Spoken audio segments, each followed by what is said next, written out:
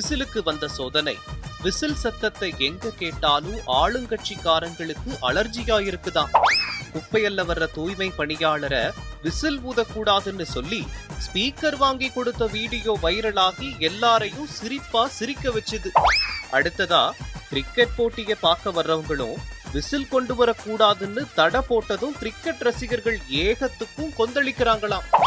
சிக்ஸரும் பவுண்டரியும் அடிக்கிறப்போ விசில் அடிச்சு கொண்டாடுறது காலங்காலமா இருக்கிற வழக்கம். அதுல கூட அரசியல புகுத்தணுமான்னு பொங்குறாங்க கிரிக்கெட் ரசிகர்கள். இந்த மாதிரி சிறுவில்லைத்தனமான நடவடிக்கைகள் எங்களுக்குத்தான் பலம் சேர்க்கும்னு உற்சாகமா சொல்றாங்க விசில் கட்சிக்காரங்க.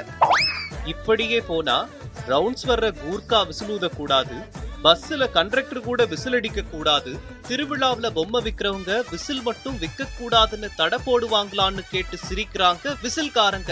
திருவிளையாடல் பாலையா டயலாக் மாதிரி என்னடா இது இந்த விசிலுக்கு வந்த சோதனை அப்படின்னு பொதுஜனம் வேடிக்கை பார்த்துக்கிட்டு இருக்கிற நிலையில இந்த நெகட்டிவ் பப்ளிசிட்டிய எப்படி எதிர்கொள்றதுன்னு தெரியாம தவிச்சுக்கிட்டு இருக்காங்களாம் ஆளுங்கட்சியோட வியூக வகுப்பாளர்கள்.